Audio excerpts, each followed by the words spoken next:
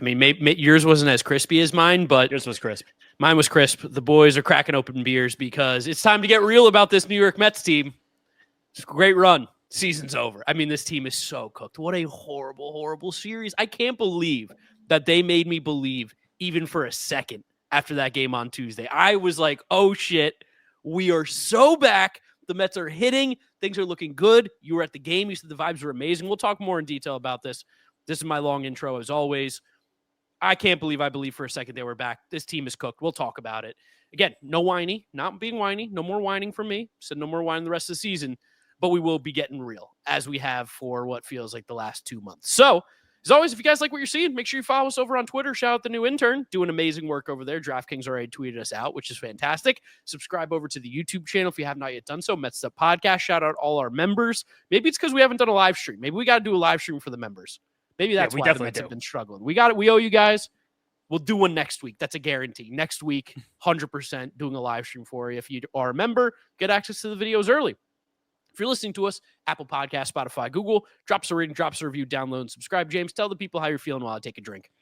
Horrible. Feel terrible. I, like you, bought pretty far back in, not all the way back in, but very far back in after Tuesday. The stadium was amazing. Got super swept up in everything with Pete, just breaking that record, just having an amazing game. 1 through 9, the lineup hitting. Literally every single player except Jeff McNeil got a base hit in that game. Shout out my buddy Luke. Biggest Jeff McNeil fan in the world. In the ballpark on Tuesday. All he wanted to do was see Jeff McNeil get a hit. Couldn't see it. Also there, my friends. Connor, Sups, Billy. It was a great night at the ballpark. Everyone was feeling good, having a fun time. Like that was the kind of game where you high five people in your section. You guys just talk about, this. Like it felt like literally letting the demons out. But we didn't realize how strong and powerful the demons are that have taken over this team over the last 6 weeks or so, because they came right back and just the way they lost. I mean, Thursday was just a bad game by a bad team. Like, I'm comfortable with saying that. The Wednesday situation where you can bombard, tee off, completely eviscerate, probably end Carlos Carrasco's career over the first 2 innings of that game, and then totally just shut down David Peterson, the only reliable starting pitcher on this team, falls apart. Reed Garrett, one of the most reliable relievers in this team, completely implodes, and you show no signs of life against Atlanta Braves bullpen. That's one of the worst units in all of Major League Baseball. So just put all that together, and like you said, this team feels completely cooked right now. Yeah, we're not going to talk about the good game, right? Like, congrats to Pete. Way to break the record. That was cool. It was nice that it happened off of Strider, too. It was cool that was also the game plan that we gave on Sunday. It actually came true. That was the anti-jinx. It was like, he's going to throw you fastballs in zone. You have to hit them. I leaned over with my buddy Connor right before the Nimmo home run in the 4th or 5th inning, whenever that came. I was like, if Strider throws a ball like 95, watch for the 95. He threw a 94-6. I was like, Nimmo's getting around this at bat. Third time seeing him, 100% getting around. And he hit the run. He was like, you were right. You nailed that one. But it's just also shout out Justin Hageman. He looked quite good. Awesome. Looked better than most other pitchers in the 40-man roster. So I have to just say that. And again, just move on to misery. No, congratulations, Pete Alonso. It's nice that Pete Alonso, no matter what happens over the next few months, because I want to do a little media marvel at the end of this too about situations like that. Pete Alonso's name is etched in the Mets record books for good. Also, shout out Francisco Alvarez, 2 home runs. I know he didn't play well the next game, but he's totally back. I'm so bought in on him at least. Yeah, so I guess let's bring the conversation out to the bad games, because let's just do an airing of grievances about everything that went wrong. This is such a minor one. It's crazy that this one's going to come up only a few minutes into the podcast. I was pissy that we pinch hit Starling Marte for Luis Torrens and then brought Francisco Alvarez into the game to catch in a 1-run game to burn Alvarez just to catch, to come all the way back up 7 guys down the order for a singles hitter. I was like, why are we doing this? Do you think I'll side with Mendoza, just be devil's advocate on this one. Starling Marte has been hitting well, so you need to get a guy on base, especially with how the Mets play. We love singles, so we need someone on base so we can get 2 singles to drive him in. We know that's the case. Home runs, don't want that. Singles. Do you think that Mendoza would have pinch ran Tyrone Taylor for Starling Marte, or you think that he liked Marte as well because Marte's so fast? I think he definitely would have pinch ran. So there was a chance that we could have burned 3 of the 4 players on the bench with 1 move. For that 1 move, the max upside was like getting a guy in second base. Okay, my turn to air grievance, right? All right, go. Grievance. David Peterson, man, that was fucking horrible, dude. That was prime 2020, 2021 David Peterson, where it's like, this guy has no dog. This guy's got nothing. You text me that the way that he pitched made you worried that his hip is broken again, like that he's got an issue. He's hurt. Because he was so bad, and he's been incredible this year. And this is not a detriment to David Peterson as a player and what he's done this year, But in a game arguably where the Mets needed him badly to go 5-6 innings in a game where you have 6-run lead, to not be able to throw any strikes to the Braves lineup, who they're not actively trying to win games. They're playing Nacho Alvarez and Nick Allen and Vidal Brujan and these awful, awful players you're being given outs. To not be able to even go 5 innings or maintain the lead after 3 is crazy. He completely imploded. And as much as I've loved David Peterson, the strides he took forward this year, that was a moment that made me kind of remember that he is still David Peterson. He is not an ace in the rotation. Which is still fine. Like, it's fine. The most important part of life is being yourself. Like, you know what David Peterson is. David Peterson has become a very solid, trustworthy middle rotation guy. I was feeling tingly with him. I was like, oh my God, is he just going to be like this weird, boring guy that's not actually an ace, but just does it for a while? Sure, but you can be that. But those guys always kind of go up and down with their command. And we know that for Peterson to a lesser degree for his whole career. But command itself just goes up and down, especially when a guy like Peterson, you see him lose everything in the span of a moment. So when that 4th inning started, that implosion, he walked Sean Murphy on 4 pitches, the last of which was a sinker that was 2 feet to the arm side missing, where I was like, oh, something looks wrong. And he looked pissed. Like, he was staring up. He was looking around. It was like there was something clearly wrong. So he let himself, like the old David Peterson, 2023 David Peterson, 2021 David Peterson, get back into his own head. Because then he walked Sean Murphy on 4 pitches. Michael Harris did a single because Michael Harris is the greatest hitter on planet Earth for the last 30 days. So 1,000 OPS over the last 30 days. It's incredible. The problem is, though, and the same thing happened in the game before, because when Clay Holmes also was blowing that game on Tuesday, but the offense came back and fought back in that one. It happened because he walked this bottom of the Braves order. The bottom of this Braves order is as bad as the bottom of any order that exists in baseball right now. I don't know how many AAA teams these guys start on. Like, there's significantly better in AAA players in every organization than the guys that are here for the Braves. The only thing that Nick Allen does, which he does exceptionally well, he's a great defensive shortstop. Fantastic. He's really, really good out there. But hitting-wise, I don't know how much harder he hits the ball than me or you right now. And then exactly in that same 4th inning on Tuesday, Clay Holmes walks Vidal Brujan.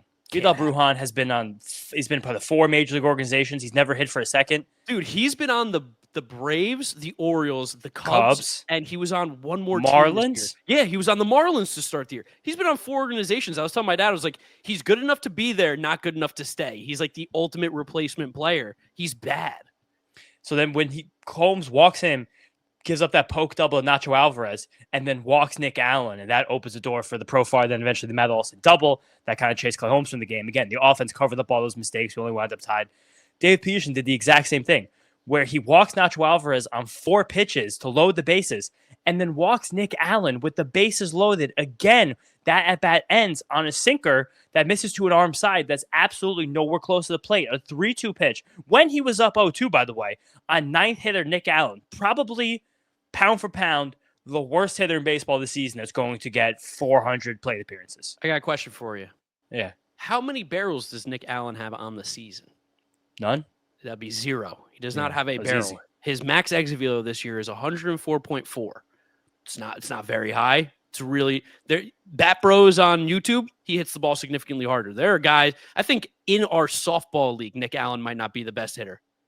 Especially in the Puerto Rican softball league, I think there's no shot he's the best player on that field. No, there's not even close. I think those guys would make fun of Nick Allen if he walked up to the field. But then they'd wind up being very impressed by his defense. But he'd play great shortstop. They'd be like, "Wow, there's your value," but you can't hit the ball out of the fence at Sternberg Park. No, he hit 6 on one of those teams. But then again, for somehow, some way, in back-to-back days, you let the 8 and 9 hitters in the 4th inning on this Braves team reach base and bring runs home. And that's the implosion happens. Because then after that, again, the old David Peterson, he's not really paying attention. He puts a changeup in the zone, and Jurickson Profar just swats it for a double. And then you're like, oh, no. And then again, he walks Matt Olson. And you're like, what the? Like, to let all of that stuff go over, and then Reed Garrett comes in. It's interesting that – it's not interesting. I thought it was like technically the right move in the moment to bring in Reed Garrett. He's been the fireman, and then he gives up the bloopiest bloop of all time single to Marcell Ozuna, which that's baseball. That happens. Again, Sean Murphy walks. 2 walks in 1 inning. You know how rare it is to walk 2 times in 1 inning? And then Michael Harris, just the killer of dreams, hits an absolute laser beam home run to center field, and the entire stadium just went gone. Every single breath of air shut. It was silent the rest of the night. I think it was the right move to go to a different pitcher. The one thing I will say is we've now seen Reed Garrett how many times come in this situation where there's runners on, and he has not been good at holding inherited runners this year. I feel like every time he's come in these situations, it takes him a little bit to get going. I think he needs to be a clean inning guy. This would have been a moment maybe to give a look at, I don't know. This is where you go crazy and you're like, we need to get these outs right now. Let's put in like a Tyler Rogers in the 4th inning. I mean, or that would be a good time theoretically, I think, in terms of who the pitcher is rather than who the pitcher we've seen for Ryan Helsley. Now, I do also want to say this as well. Mendoza gets second guessed a lot. These games were not his fault. No, they weren't his fault, but it's still fair as we're pointing out grievances, just to point out things that we didn't like, that we saw that were, that were shitty. Like that, I think that's all fair. Like I think that while none of this stuff is directly a fault of Carlos Mendoza, these decisions, this and that, the other thing, this entire stretch reflects poorly on him. I think it's hard to say it doesn't. Oh, it looks horribly. It looks terrible. I think we were talking about it on the train on the way back. You take away Jose Iglesias and JD Martinez from last year, the Mets were pretty horrible. And then now they're not on this team. And while they still are 5-6 games over 500, whatever it is, we're looking at another moment where the Mets have been pretty horrible under Carlos Mendoza's management. And as much as I still will be a believer in Carlos Mendoza until I'm not, until he's gone, until it's over, until if the Mets like fall out of the playoffs, I'll be like, I don't really think he can bring this guy back. But until we see some sort of change, I don't feel confident right now with Carlos Mendoza at all. There's something missing from his leadership standpoint where he's not getting the most out of these guys. And the players do have to play better. It's not fully his fault. You can't fire the players. You fire the managers. That's what happened. I'm not calling for Mendoza to be fired, but there is this weird taste in my mouth right now where I'm like, what's going on? I thought Mendoza was going to be better at leading this team through this kind of rough patch. Do you still want to guess what our playoff odds are right now? Probably like 54%. According to Fangraphs right now, it's actually 74.5%. Did they update? They updated tonight after the game. Going into the day, it was still 80. Too high. I know we still have the 3 games against the Reds, and I know we're technically still in it for the NL East, but that's a far cry away. It doesn't really feel like this is a team that's going to make the playoffs. I don't believe that this is a playoff team right now by any measure of the how you'd look at a baseball team. It doesn't. If you don't make the playoffs, it's a travesty. It's a tear it down moment. It's an outward catastrophe. This team doesn't get to the playoffs, and even if you do like sneak into the playoffs and still lose in a 3-game wild card, I don't even know. So we're almost still feel so far away from these conversations. Yeah. We still have 41 games left this season. Like it's almost shockingly games.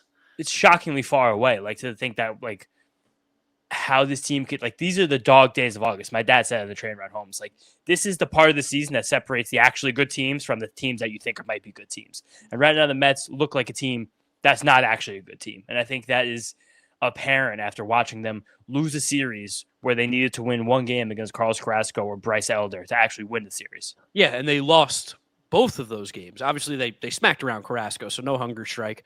But man, not being able to hit Bryce Elder in his 90-poo fastball and his horrible slider and just being horrible on the mound, he's terrible. This isn't even us being like, we hate the guy, but he has good numbers. He has bad numbers. He gets shit on by teams. It took 6 pitchers in this Braves rotation being basically out for the year for Bryce Elder to get a legitimate chance to pitch again.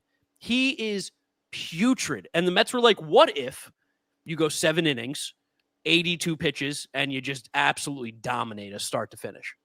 And it's just like there was so many double plays, so many lazy ground balls. Like Bryce Elder got deeper into this game than a Mets starter has, I think, since David Peterson's complete game shutout. And he was losing. They weren't even winning when he was in the 7th inning.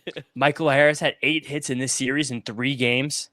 Think about that for a second. Ozzie Albies, he brought up his OPS like 25 points just in this series alone. Like those guys' OPS start with a 6. In the Mets game, from the Mets hitters on Thursday, no one who hit after 4th in the batting order got a hit, and Brett Baty was the only person to reach base with his walk in the 2nd or 3rd inning. That was immediately, it was the 3rd inning. It was immediately erased by a Luis Torrens double play. There was nothing this game to hang. Like there were loud boos in Citi Field for the first time I've heard in a very long time. From the moment that they blew that game on Wednesday, there was nothing good that happened. There was not a good thing that went on in Mets baseball. Maybe besides Kodai Senga looking like a good pitcher again, he looked a lot better tonight, which is, I guess, is a positive and something that to keep an eye out for, because if the Mets want to have any sort of chance at all at even sniffing the playoffs, Kodai Senga has to be this version at the absolute worst of himself. But even after they blew that game on Wednesday, they didn't hit. They didn't show up. Mets had 12 hits in that game, 6 runs. Those hits didn't accumulate to anything. Pete Alonso got thrown at the plate.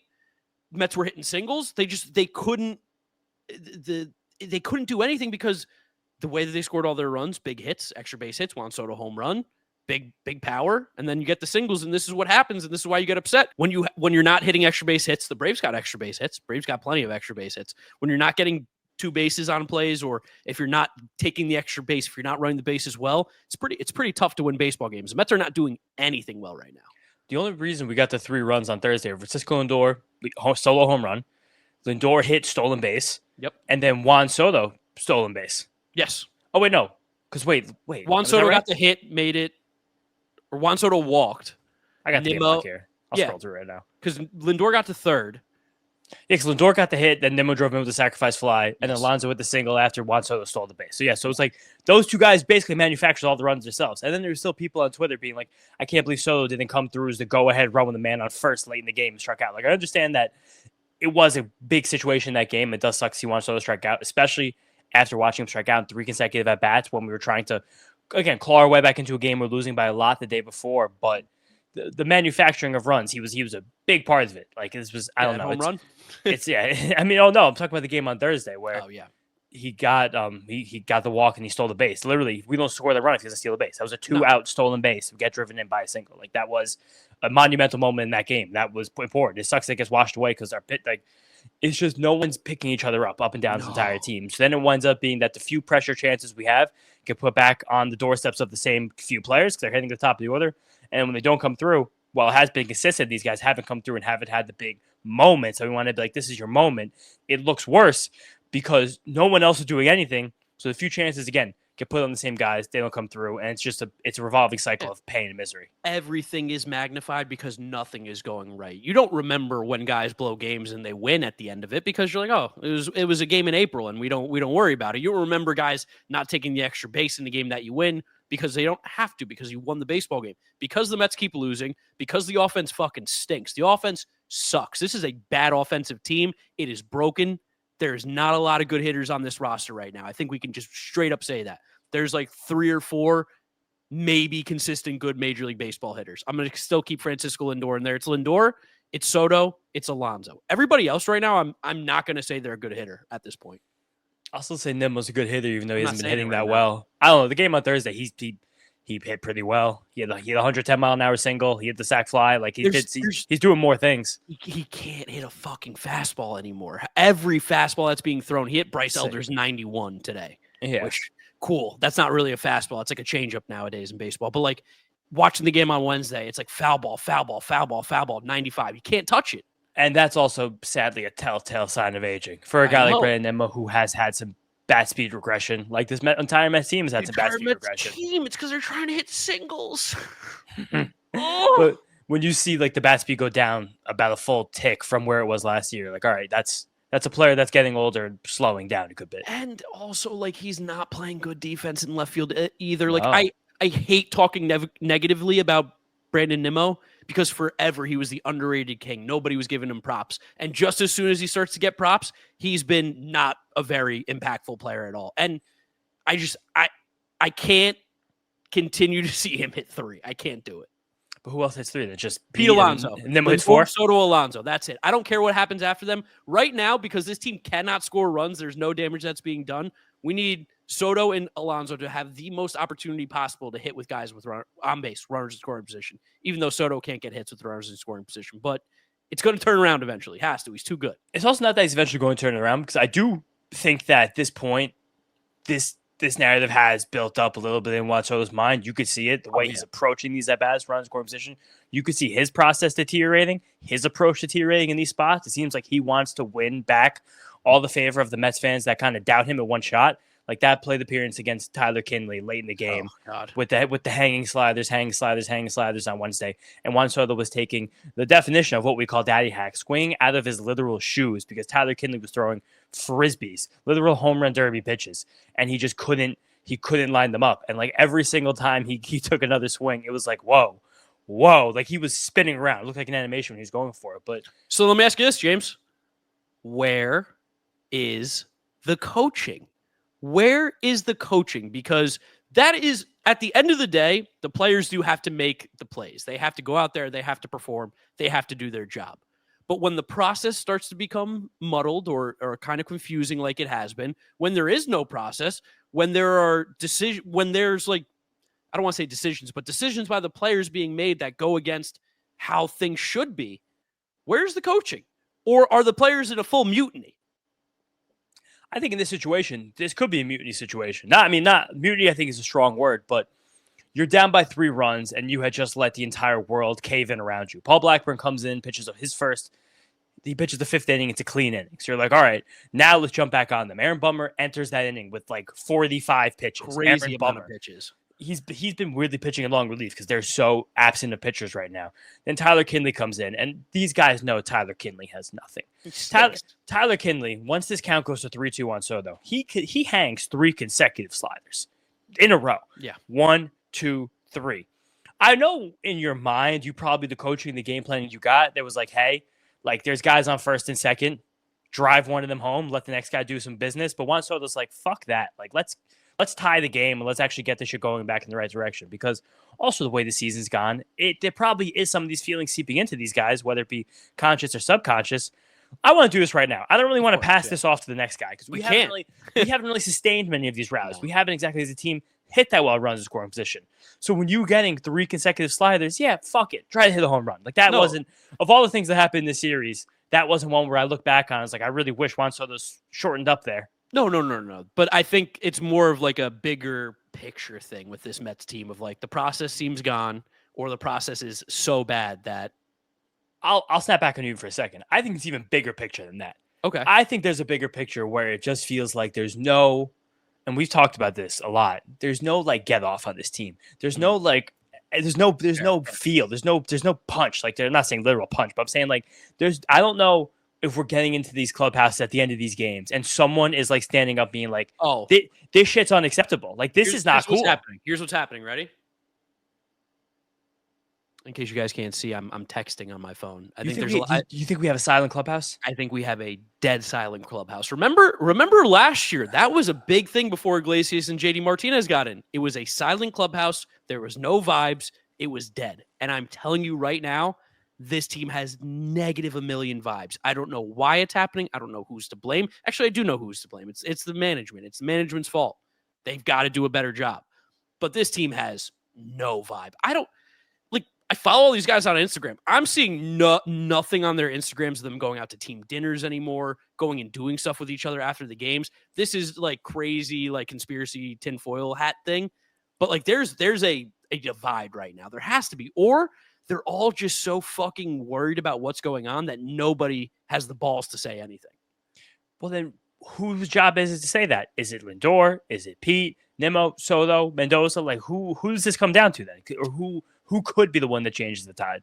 I think Lindor is the de facto leader. I think we know that Pete is the goofball. Like we know what the roles are of these guys, and they still don't really have that rah leader. Like Pete's the goofball. He keeps everybody loose. Lindor is the lead by example guy. Play hard every single day. Play through injuries. Show up. Do your job no matter what's going on. Nimmo is kind of the same way, where he's a quiet guy. He's never been a big rah person. Maybe that's where Iglesias and Jade, they kept him actually loose of like, hey, we're fucking baseball players. Go out, do your job. Mendoza, it feels like this has to fall on Mendoza a little bit to get your guys in shape. If you walk into a locker room and it's not, and again, we don't know actually what's going on. This is this is all complete conjecture. Hypothesis. But if you're walking into a locker room that's dead, you got to try and do something. Throw a chair. Like you mentioned to me before the Moneyball scene. I know it's the GM there with Billy Beane, but like go in there and just start swinging bats at water coolers and just start breaking shit. Like there needs to be some sort of life with this team because there is objectively zero life right now. Nobody's pumped. Nobody's getting excited. Michael Harris is hitting doubles. He's on second base fucking having sex with the air, gyrating his hip.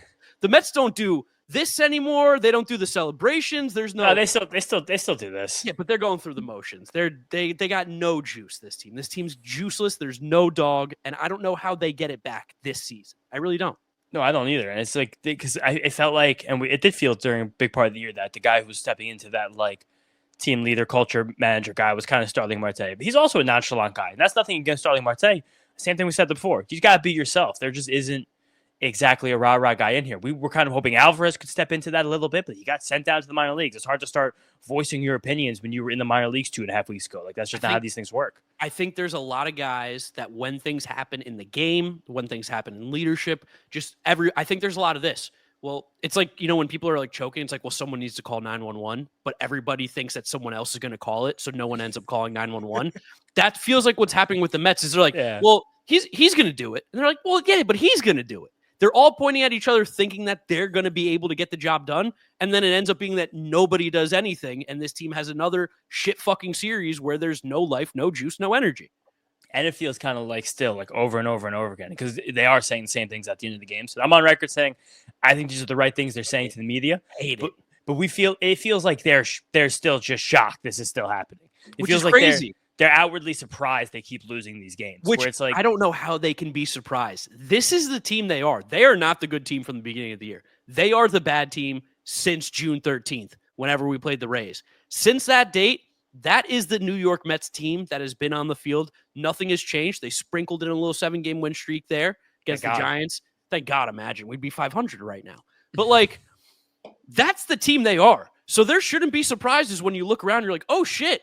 5 guys in this lineup every single night are not major league hitters. They're league average when they're cooking, when they're clicking. This team doesn't play good defense. They steal bases, but they don't ever seem to get that extra base that these other teams get. I think defense has still been fine. I'm not looking at any of the defense. Like, Lindor made the one horrible error on Saturday, but I haven't been seeing bad defensive plays. I think they're a mediocre defensive team. I don't think they're a strong defensive team like they once were. Yeah, I think it's an acceptable defensive team that's still fine. Part of that's on Soto. He's bad in right field. We know that. Yeah, but that's what you signed up for. That's okay. So again, he's still the guy that is one of the most consistent hitters in this team by far. I feel like a lot of balls drop in the outfield. I feel like on the infield, besides Lindor, tough plays don't get made. I mean, they'll still make tough play every once in a while, but he's definitely not like a standout guy. And I mean, I think objectively, Beatty's still playing a good third base. Like, I know he tried to make that bare hand play Thursday, and he kind of sailed the throw, but it's kind of one of those plays we need, though. But we're kind of, but that's the tightness thing where it's like now you're focusing and trying to rely on 90th percentile defensive plays to spark this team. Why can't we just score 5 runs off Bryce Elder? Why can't we knock Bryce Elder out of the game? Because we can't hit because we have a bad hitting coach. No, we have bad players. Maybe the Mets listened to the Messed Up game plans Petrus tried. Maybe that's why they hit him so well on all right, so because we annihilated him. When we talk about the Mariners pitchers, James, this is on you. A lot of pressure on you. You've got to tell them exactly what they're looking for because you said Spencer Strider, and they fucked that loser up. They crushed that dork. Not unlucky that game. So just remember when we do that, you're going to be all on top of it. But I got that one set. I mean, are they listening to the podcast? Do we have to tell them what to do? Hey, guys, ready? Hit the ball hard, lift the baseball, run the bases well, play good defense, beat bad teams. The Mariners are coming to town. They're one of the hottest teams in baseball. They're really good. I think they're the best team in the American League. You're going to need to wake up this series, or by the end of the weekend, you are not going to be in the playoffs. You're going to be on the outside looking in. No, the problem is that keeps seeming like it's going to keep happening and happening and happening. Like, I know that, again, that's why I wanted to reference the playoff odds before. It's like they still look good. They still look really shiny and crispy because those work off projections that love our team and really don't like the Reds team. And that's fair because on paper, our team is significantly better than that Reds team. Mets should be fucking clear of the playoffs. They should be like, oh my God, we're coasting. This should be the time to chase the Phillies and run them. This should be a time to focus on trying to avoid the 3-game series, try to get home field in the 3-game series you have to play in. And we're literally going to fight with our lives with the fucking Cincinnati Reds, who've one of the poorest owners in sports. It's just like we might have to go to Cincinnati, man. I don't know if I want to go there. I mean, maybe I could time it up. Again, we could do Buckeyes like we said last time, but it's just it'd be hellish being there watching the Mets season fall apart in the same place. Cincinnati's a lovely city. It is. Cincinnati is a fine small American city. Good Americana. Good Americana. Good. It has the classic Americana. Like, here's our stadium. You see that street right there? Bars and restaurants. That's the bars. Yeah, that part of it's great. You need that, but also we got weeks before that series, dude. We got Is it so much really that time. far away? That's September 6th and 7th. All right, you want to make a That prediction weekend. right now? How many games up or back are the Mets at that point for the playoffs from the Reds? So I'll do a quick little schedule scan right now. I'll just let you guys know what's coming up. I hate doing this, but we're at that point in the season where you kind of have Mets to are do two it back. That's what I'm saying. because we still have 6 weeks of baseball left. There's Much. so much baseball left. Right now we have more baseball left. And if you go back in time to July 4th, think about how long ago that was. It was a week earlier than that. It's how much longer now we have forward in the season. But it's Mariners, Nationals in Atlanta next weekend. You can chalk that three. That's 3 losses. Ronald Acuna will be back. He's gonna hit 7 home runs. And then Philly, 4 home against the Marlins. That 7-game homestand, Phillies and Marlins. We might be under 500 by that point. You could lose. You might lose 6 of those 7 games. And then it's a road trip at Detroit, at Cincinnati, at Philadelphia. Just crazy. They can't win baseball games. I don't have confidence in any of this because they can't win any games. Also, looking at the second half of this team, 2 losses, 7 wins, 4 losses, 1 win, 7 losses, 1 win, 2 losses. Like 12 games over 500 when the second half began less than a month ago. And now we're only 7 up. I mean, we've lost, 13 of 15, right? I think that is. Yeah. That's not good. Baseball teams do not lose 13 of 15. It's just plain and simple.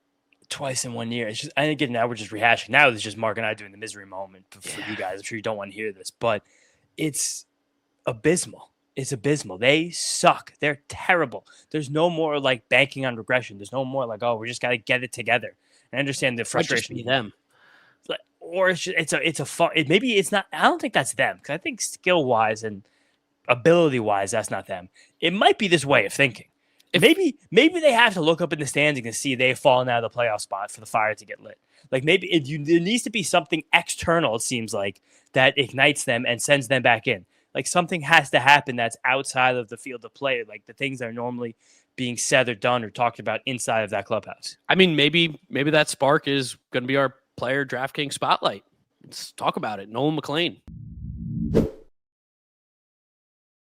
Yeah, so Nolan McLean's making his debut on Saturday. As negative as we've been and upset, I'm going to be at the stadium. I got to watch Nolan McLean. We've been talking about him for a year and a half now. Very excited about how good he is as a pitcher. He's flown up the prospect rankings. He's looked awesome this year. And if there is a spark, I don't want to put all the pressure on him to be the saving grace by any means. That's the problem. But I think Nolan McLean can definitely be a spark that this team needs. They need some young energy. I saw some pictures on Twitter of him. The dude's a crazy looking character. He's got the cutoff jeans. He's got the tank tops with the cuts through the middle. Might be a gun guy, but like, hey, he's from Oklahoma State or whatever. Like it kind of was expected. Maybe he brings us a little juice to this team. We need it. It's at least an infusion of energy.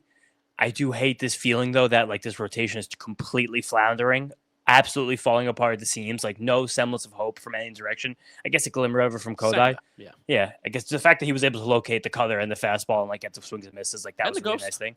And I mean he needs those to set up that. It all works together, but it feels like a lot being put on a young guy like this, who at the same time is still, while I think there's good potential in Nolan McLean, I think he's a major league starting pitcher, there is still some legitimate shortcomings with some things he does. Like there's a lot of positives, Nolan McLean.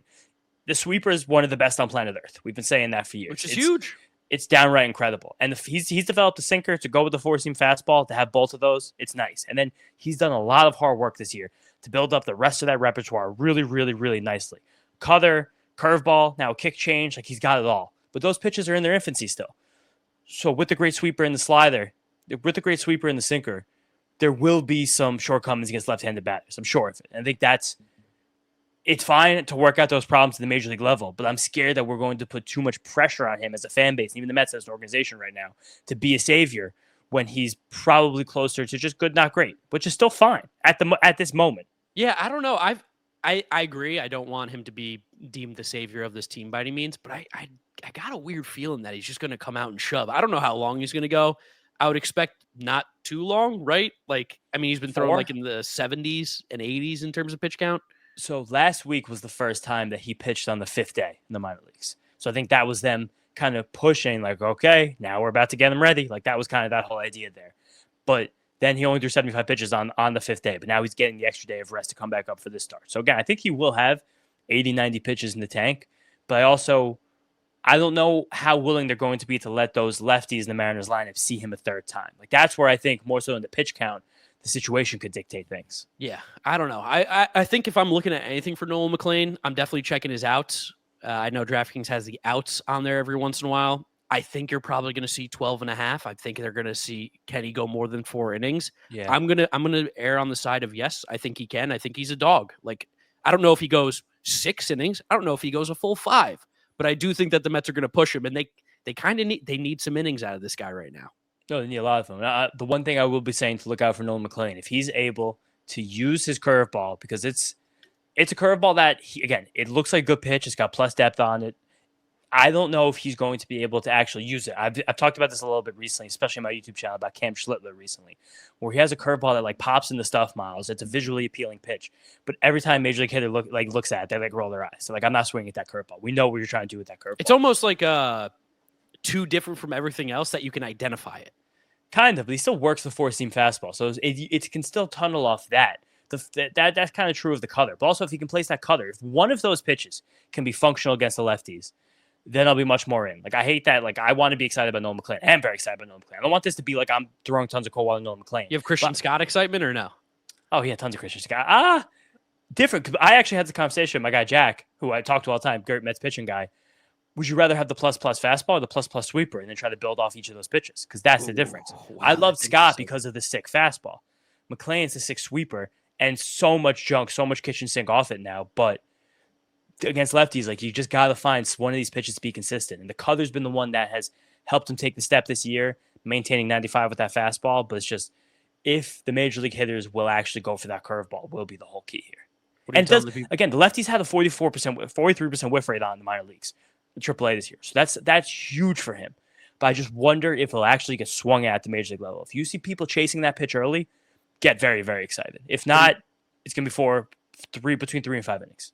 Okay, so what are you going to tell the people to look out for on the DraftKings? Strikeouts over 4.5. Okay, all right. So I think he's still going to. I think the righties he's going to demolish the righties, and you're facing righties 80% of the time. So that's true. Yeah, you heard our picks. That's it. Download the DraftKings Sportsbook app and use code FOUL. That's code FOUL for new customers to get $150 in bonus bets instantly when you bet just $5 only on DraftKings. The crown is yours. Gambling problem? Call 1-800-GAMBLER. In New York, call 877-8-HOPE-NY or text HOPE-NY at 467-369. In Connecticut, help is available for problem gambling. Call 888-789-7777 or visit ccpg.org. Please play responsibly. On behalf of Boot Hill Casino and Resort in Kansas, 21 and over. Age and eligibility varies by jurisdiction. Void in Ontario. Bonus bets expire 7 days after issuance. For additional terms and responsible gaming resources, see dkng.co/audio.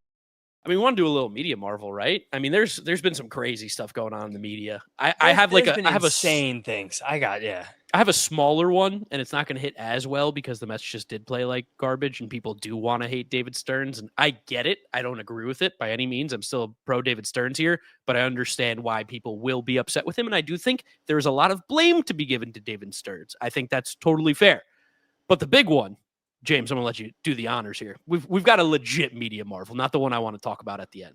Okay, wait, which one are you talking about? Because the one I want to talk about, I don't really know where you're going. I wanted to talk about the fact that on Tuesday night, after Pete Alonso had the single greatest personal accomplishment in his major league career, taking over the Mets home run record from Darryl Strawberry, momentous moment. He did a double curtain call. He curtain called both sides of the field, which I've never seen before because he's just our adorable goofball. Like, the third question he gets asked in the well is about his impending free agency. It's like, what the fuck, guys? Read the room. Give them a second. And we have the freaking aggregators on Twitter today being like, oh, the Mets like Cody Bellinger to fill the role for Pete Alonso if he wanted to walk in free agency. But it's like, it's August. The team's in a free fall. We're talking about free agency. It's like, get a grip. Understand the moment here. Be respectful to the player and the organization for a second. I know the clicks are important. They do drive this whole thing that we do, but it's like, come on, guys. I thought you were going to lead us with the Mad Dog being upset and making fun of Gary for the call for when Pete Alonso broke the record. I thought that was super lame. Shout out Don LaGreca. I think he did a great job today going off on the Mad Dog. Mad Dog's a legend. We know it. He's a little past his time, I think, for sure. In terms of he's like the original clickbaiter. Yes, of course. Before there were clicks, he was clickbaiting. He was giving Gary like a ton of shit in the Mets. And obviously, like, it's a unimpressive number for franchise home runs, even though it's actually not actually that low when you look at other franchise home run records, but we'll talk about that in another time. Dom LaGreca was like, dude, this isn't for you. You're a San Francisco Giants fan. Like, this is for Mets fans. For Mets fans, Pete hitting this home run was a huge moment. For most people watching this, they didn't get to see Darryl Strawberry play. This is a homegrown Mets player, something that we don't get a lot of, who has now solidified himself as one of the greatest Mets of all time. The organization is not illustrious. There is not a lot of these big, big names where you can hang your hat and be like, look at us. I mean, Dom LaGreca, again, famous rant. Ed Cranepool, that's your forever player. He's like, the Yankees, look at all these guys. We don't have that. So when Pete Alonso hit that moment, as much as the rest of this series sucked, that was awesome as a Mets fan. And Chris Russo poo-pooing it, I think, is what's wrong with sports media now. People are allowed to be fans of their teams, whether they're good, whether they're bad, whether they're terrible. And when people shut them down for being fans of their team, I think that's super lame.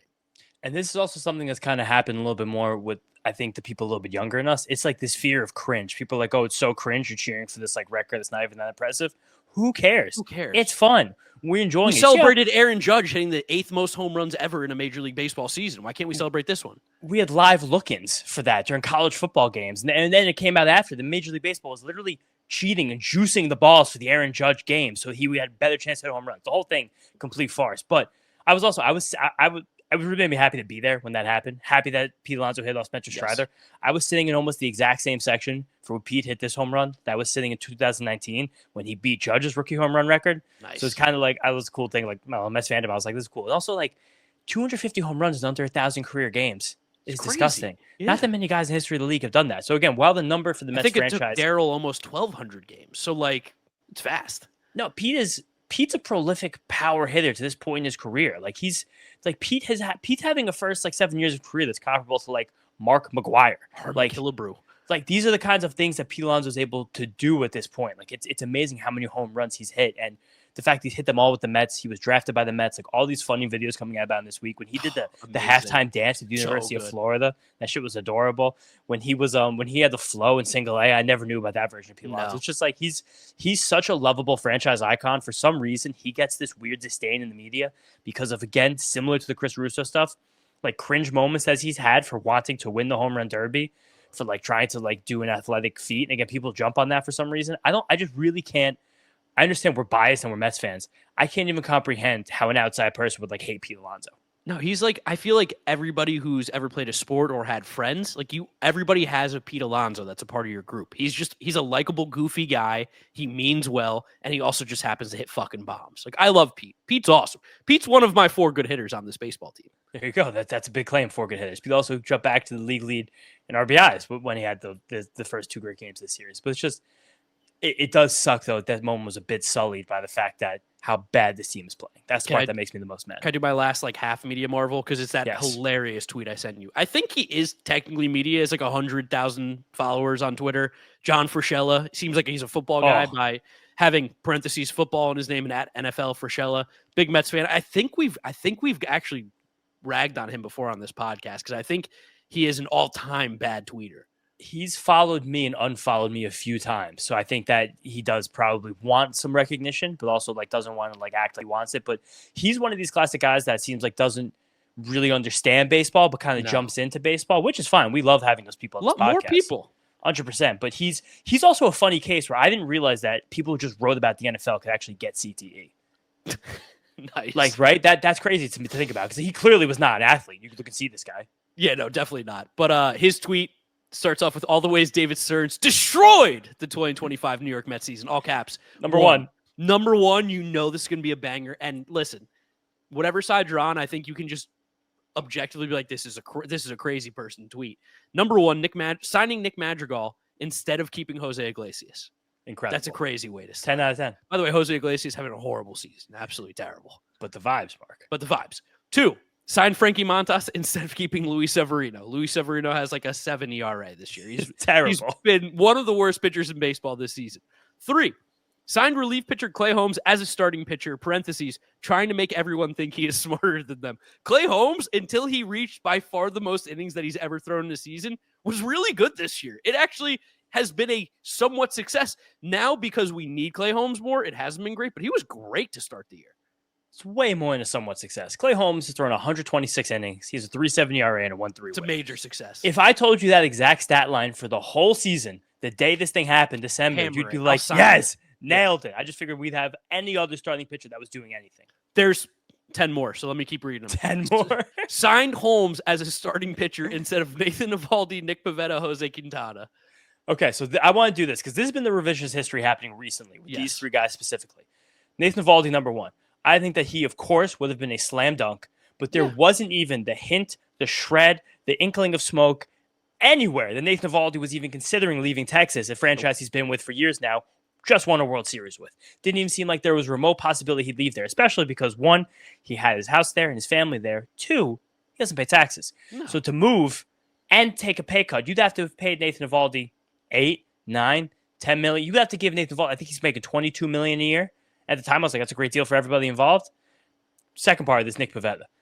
Everyone in the league missed out on Nick Pivetta. The Padres had Nick Pivetta in fucking March when every single team ran out of money for like $3 million. That is something that is obscene and ridiculous. But again, that could technically be considered a miss.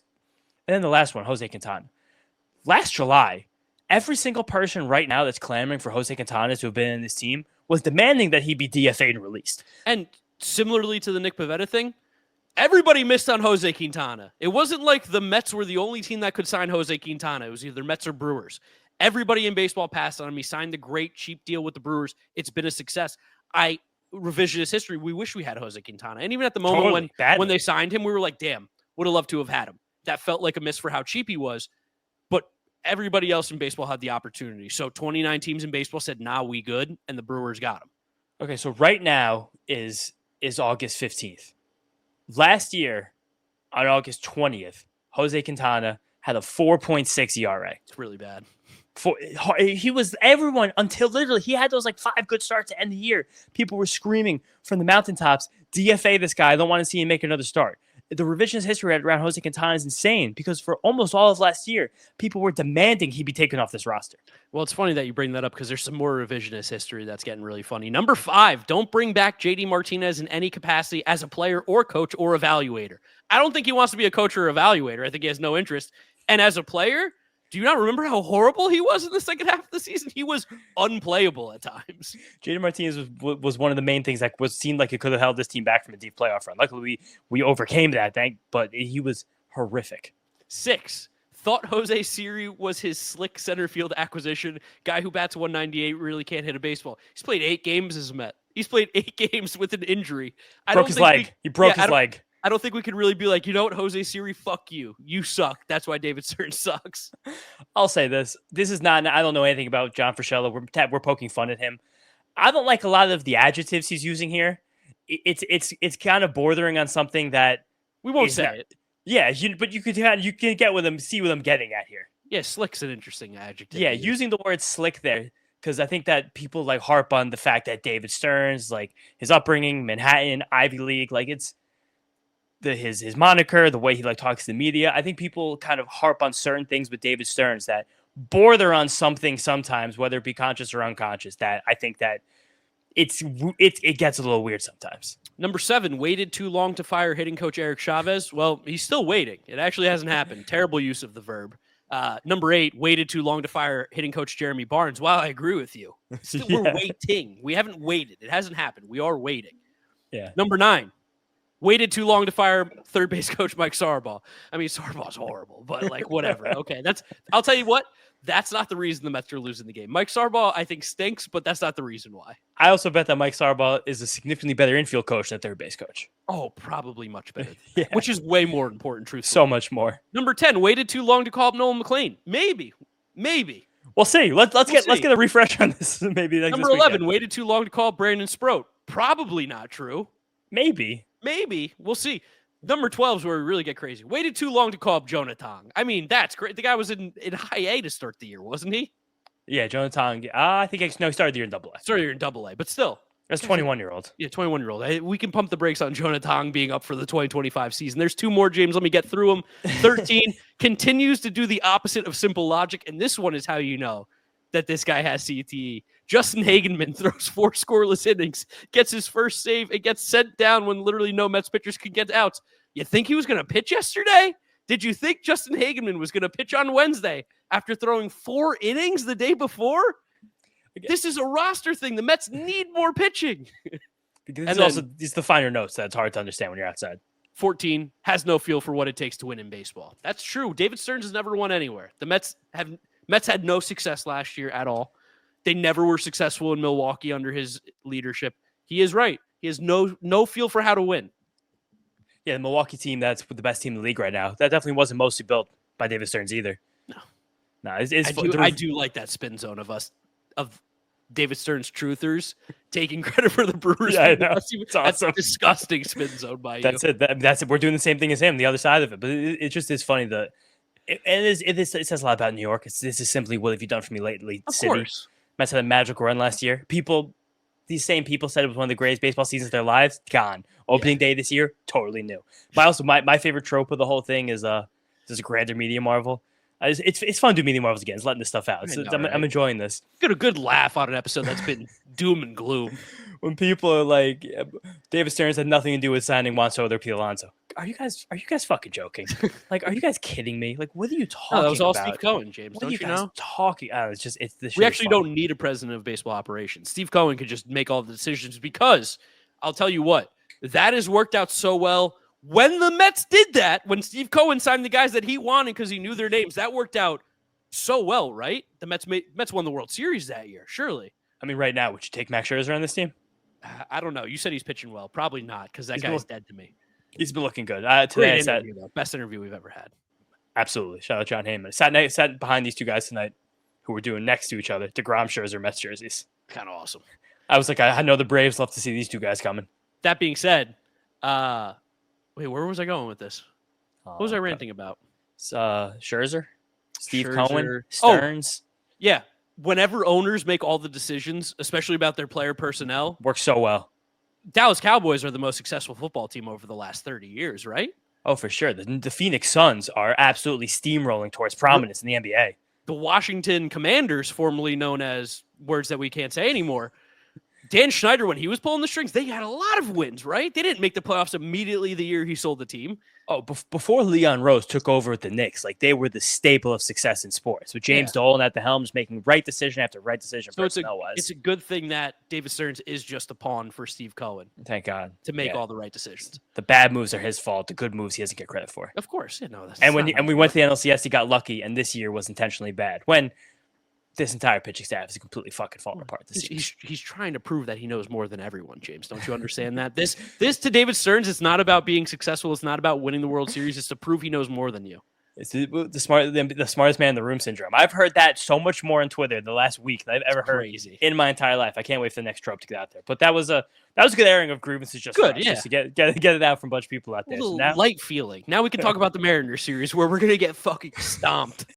AJ, I'm on my phone right now in Arena Club, and I'm looking at the Emerald slab packs, and I see in the Grail a Bobby Witt Jr. 2020 Bowman Chrome Prospect Auto Gold Refractor card.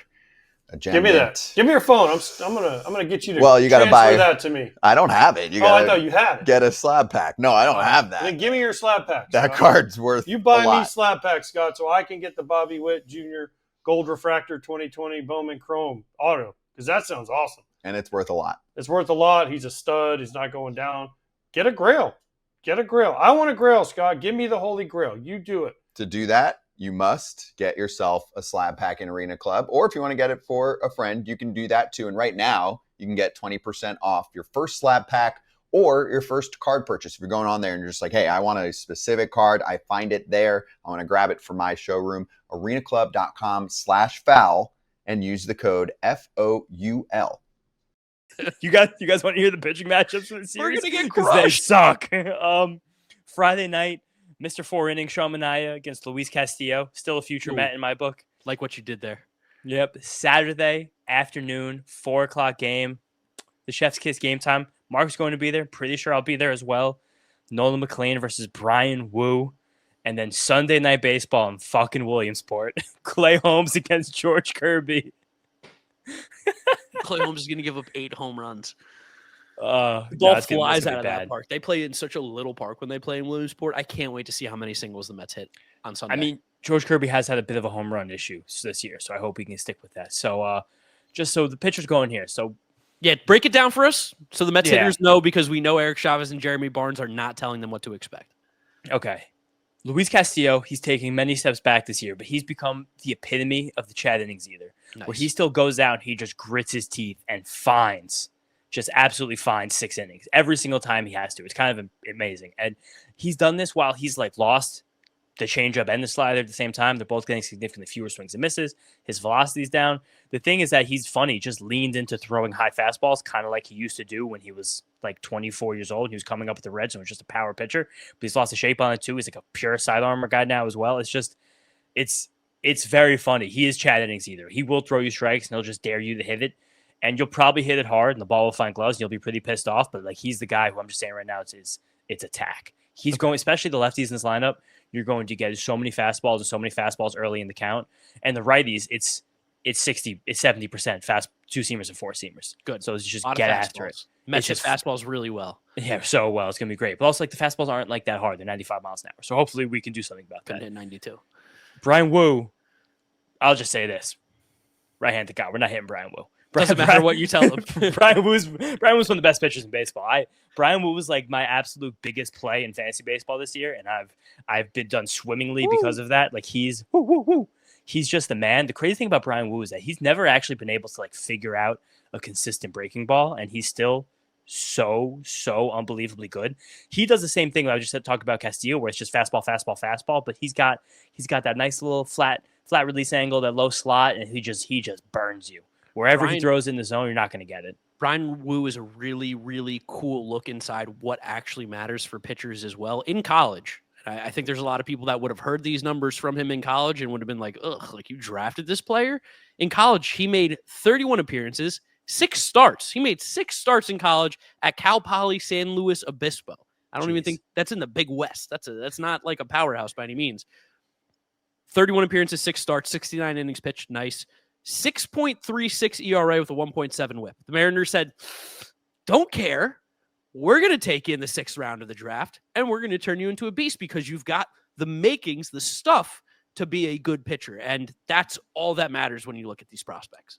The biggest thing the Mariners saw of Brian Wu, and there's also a great, I'm pretty sure Foolish Baseball did a video on Brian Wu's college and his drafted. The Mariners have gotten really good at adding velocity to pitchers. Logan Gilbert, George Kirby, and Brian Wu all did the same thing, where they kind of just liked the way they threw and the command they had. Wu especially, because Wu just has this slot, which I was talking about before, where he makes ordinary fastballs seem extraordinary. It is the Christian Scott thing. That's why I was so obsessed with Christian Scott. I'm still so obsessed with Christian Scott, where it's this low slot, flat release, and the fastball just jumps on you. If you guys haven't watched Brian Wu pitch, like you'll be astounded, because seeing that, knowing that they could add a few ticks to that's what's made him into this guy. He still really hasn't developed that much as a pitcher.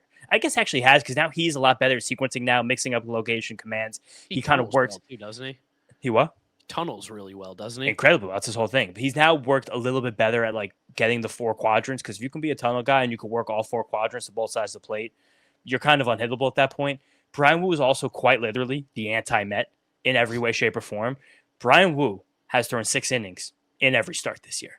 He tied, I think he just either tied or beat Clayton Kershaw's record for consecutive 6-inning starts in a single season. It's like maybe in the modern era, because I'm sure modern era. I was looking at Bob Gibson, 1968. He made like 18 starts in a row throwing 9 innings, and he sprinkled in a couple of 11 and 12s in there too. The other thing about Wu that's very anti-Met is that he's good, fucking fiery. Oh, Brian Wu is insane. Like Brian Wu is one of my favorite pitchers to watch in the league. I think this would be one of my off-season YouTube videos, like the best watches in the league, because he strikes, he's fast, he's barking. I think he's talking shit. Like he's helping. He's like motioning to his fielders, and then when he leaves a game, especially if there's guys on, he's on the top step on the rail, like clapping and screaming and like going, and like the guys get out of it. He's fist pumping. He's like chest slamming people. Don't have, yeah. That's what I'm saying. Like he's like one of these, like, just, he's a young dude. He's still 25. Like he's a beast. He's so cool. He's an amazing pitcher. True, again, one of the best watches in the whole league. Fun that we're going to get him McLean one-on-one in that first start, which is that's a cool matchup. And then George Kirby somehow swung underrated these last few years. Haven't you felt that? He's people are damn just not good. giving him any respect. It's crazy. George Kirby has everything. George Kirby's like making a pitcher in a fucking lab. Like, he's the perfect starting pitcher. He's also a New York guy. He's going to have tons of family here. When he started here a few years ago, I think he had tons of family in the building as well. You can hit the ball hard on Kirby. You can lift the ball on Kirby. Like, it's just the fastball, while he's great command on and plus velocity, it's a hittable shape. Like, it still is a good slot, but it's still, you can definitely get around on George Kirby. But he's been, again, the classic George Kirby, quintessential, one of the best pitchers in baseball since he got blown up his first 2 starts off the IL this year. Before we talk about the hitting, Brian Woo's only a year and a half older than Nolan McLean. That's crazy. Oh, I think he's like the same age as Brandon Sproat. That's nuts. That's absolutely insane. Now, to talk crazy. about their hitting. Cal Raleigh might win the MVP, seems like. It depends how Aaron Judge finishes off this season now that he's missed some time. But Cal Raleigh's got the most home runs in baseball, tied for the most RBIs, I believe, with Pete Alonso at 98, 99 now. 45 home runs. He's got 930 OPS. And he's a phenomenal defensive catcher. Really, really good back there. Pete went ahead, 99. Okay. Raleigh still is 98. Okay. Randy Arozarena, casually having an awesome year. Randy Arozarena is a very good baseball player. 20 home runs, 20 doubles, 20 stolen bases, 810 OPS. Good hitter. We know he owns the Mets too. Mets have no idea how to pitch the guy who chases at everything, even though he's walking more than he has in the past. And it's the second half of the season. It's the summer, and Julio Rodriguez is totally back. He is completely back to playing at that all-star MVP caliber level that he can be at, and he's a phenomenal defensive center fielder. So there's another one of my favorite things that happens this time of year is that the full season stat line can hide. I think it's done that with this Mets team. Hide a lot of things that are happening under the hood with a lot of players. So Cal Raleigh is still, again, statistically like the best player in baseball this year, favorite to win the MVP. Do you know what Cal Raleigh's done for 6 weeks now? I'm pretty sure he's like only hit home runs. I think like at one point he had gone like 2 weeks where his only hits were home runs in those 2 weeks. That is what's happened. So since July 1st, it's a 168, 258, 431 slash. It's not great. I'm just saying that factually. Okay. But he is a good hitter. He's a tremendous hitter, and he's a switch hitter, which is, again, that's being a catcher switch hitter. Won the home run derbies. Like, it's cool. He's awesome. They also have Gino Suarez. Eugenio's on that team. He has not been great thus far, but he's obviously a beast. And Josh Naylor has been really good because Josh Naylor is a very good baseball player. Josh Naylor has stolen, I think, 12 bases since going to the Mariners 2.5 weeks ago. It's crazy. That's insane. He's one of the fattest and slowest players in the entire league. Like, he's doing the Mets Soto thing. Another great thing I wanted to shout out because it happened again this year. So it was something that drove us to nowhere on Thursday, but it was cool while it was happening. But Davey Andrews of Fangraphs wrote his second great article about how efficient the Mets have been stealing bases again on Fangraphs.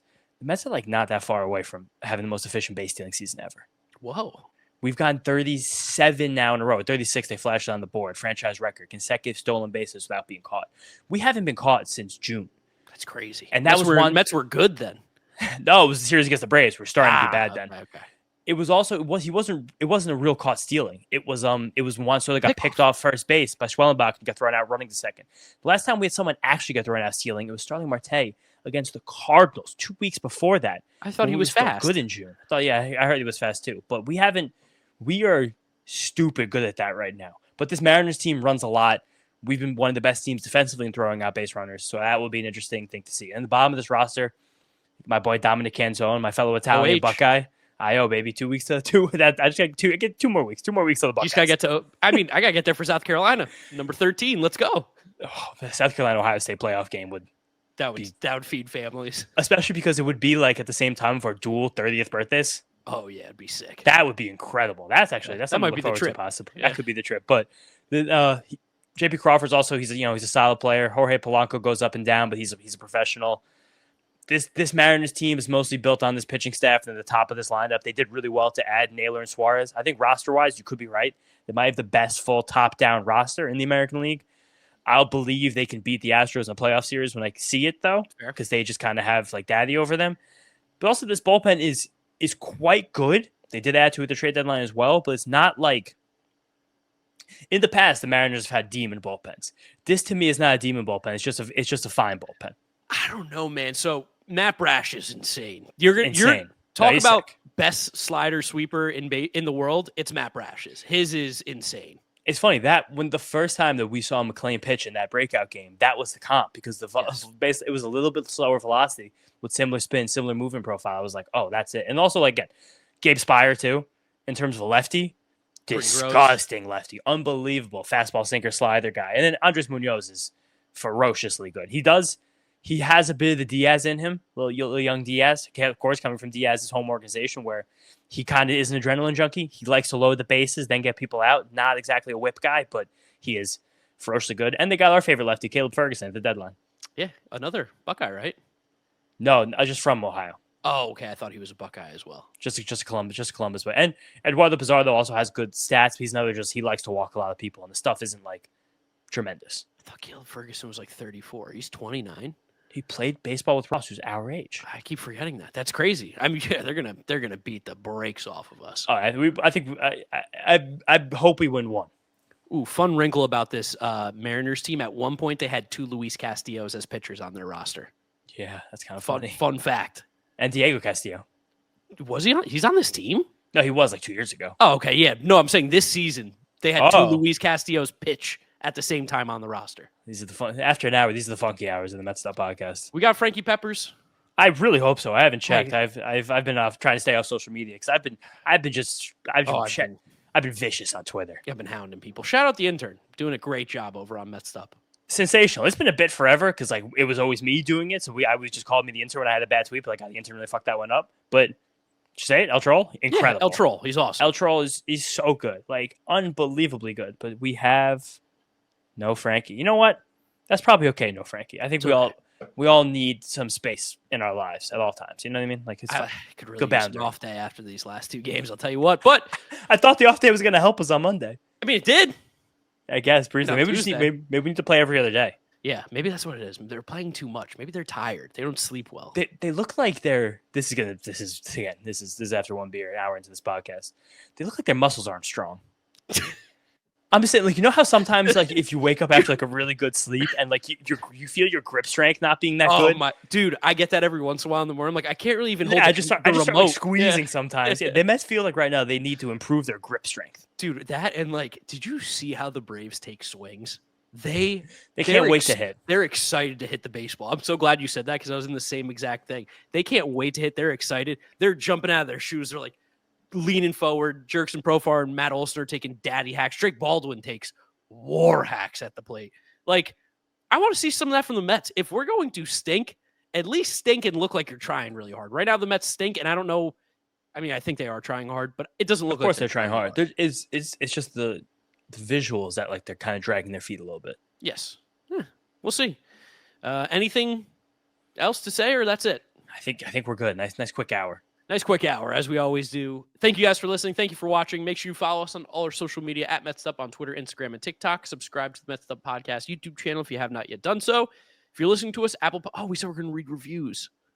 All right, Let's go. Let's read reviews. Let's read a couple reviews. What's the rush? Yeah, it's true. I mean, it's already so long. It's our podcast. It is our podcast. That is a good point. We can literally do whatever we want on here. Let's keep Fuck going. it, we're reading reviews. You guys are getting a long one. We'll see how you guys react to an hour plus when it pops up on your phone. I got the most recent. Sam G on Monday. I think I know who this is. Mark and James, keep up the great work like always. What do you make of the recent AAA call-ups? What does that mean for someone like Sproat or McLean? Will they be seeing some time at the major league level this year? Carson Bench, 2026 center fielder. Thanks, and go Bucks. Go Bucks, Sam. 2 weeks till we got Texas. So I think this, again, now I'm almost burning a whole podcast, but only a few of you guys can listen to this, sticking with us for the whole hour. There's going to be a really funny conversation as we go through this offseason because if you look at the Mets pitching depth, I don't want to think about 2026. We're still in the season right now, but just looking ahead at the roster, under contract next year, starting pitcher-wise, you have Sean Manaea, Kodai Senga, Clay Holmes, David Peterson, Frankie Montas, Tyler McGill, Nolan McLean getting major league time, Brandon Sproat, 25 years old, full season AAA. Joe Thomas is going to have AAA under his belt. Christian Scott returning from injury at some point in the middle of the season. I just named 10 starting pitchers. Yeah. How all those guys fit in the roster together. I don't know what's going to happen. Where we're right now, I think that while these guys are successful in the minor leagues, I agree with just keep going, pushing them up. Carson Bench might be the opening day center fielders next year. I think that's super in play. We're going to do the top 10 prospects maybe tomorrow, maybe next week. We'll see when we figure it out, but he's a monster. But I think that the pitching conversations are going to be I'm excited for the how those are going to sound in the offseason. Oh, yeah, definitely. I got another one here from Gavin, Mets'd Up Boys. Good evening, guys. This is Gavin. This was a tough series to watch. We definitely could have swept them. Milwaukee is just a good team right now. They're really hot. When you're hot, everything goes right for you. They did not hit with runners on. That's been a problem all year long. The pitching sucked. The starters have to go further into games. What can go wrong will go wrong. And it's true. They're pressing like crazy, and when it rains, it pours. Let's snap out of this funk, and let's go pound Atlanta. Did not do that. Let's go take the division lead again. Did not do that either. It's going to be tough. Sorry, Gavin, but thank you for leaving a review. Thank you. Then we got a couple other reviews from the last few months that we're just going to ride through because we haven't read these in a long time. From the Junior Orange Head. Calls us Fleas. Get off that Lions back. Let's go Mets. That was good times. Remember that? That was good timing, yeah. That was fun. Another one from H. Thus. Great show. Love the show, guys. Congrats on 10K on YouTube. Thank you. We're almost to 11K now. So again, it's been a long time since we read these Shout reviews. out Madeline Pearl. 5 stars. Give it a listen. Love the show. As a Midwest fan, the show ensures I know everything I need to in New York. Thank you, Madeline. Appreciate that. Shout out the women that listen to this podcast.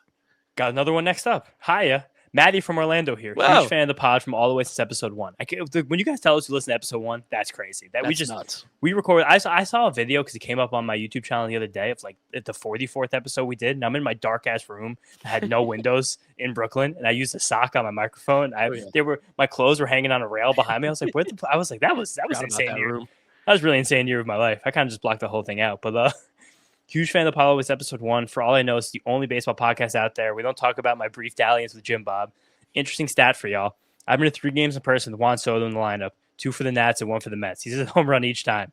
I've seen the Rays play 3 times, and each game has ended in an extra inning walk-off, one of them being the Diaz blown save last year. Whoops. Now that I put those stats out there, I'm sure the streaks will be broken, but it's cool while it lasts. Anyway, look forward to a new episode, and maybe I'll run into y'all the game or Murphy's while I'm in New York for the time being. Thanks for being cool.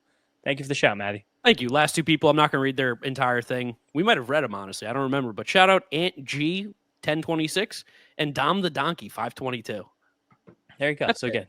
good. Shout outs if you guys leave us 5-star reviews, always. James, where can they follow you? James Shiano. I'm Draft Neck Mark with a C. Thank you guys for listening. Thank you for watching. Let's go, Mets. See you guys there on Friday. Maybe we'll beat the Mariners. Maybe. Let's go, Mets.